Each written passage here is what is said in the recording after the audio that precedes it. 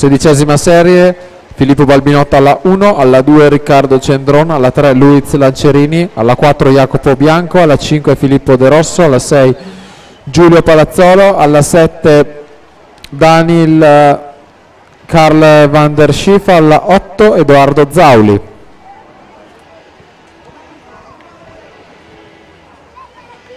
Madonna che occhiali, ragazzi.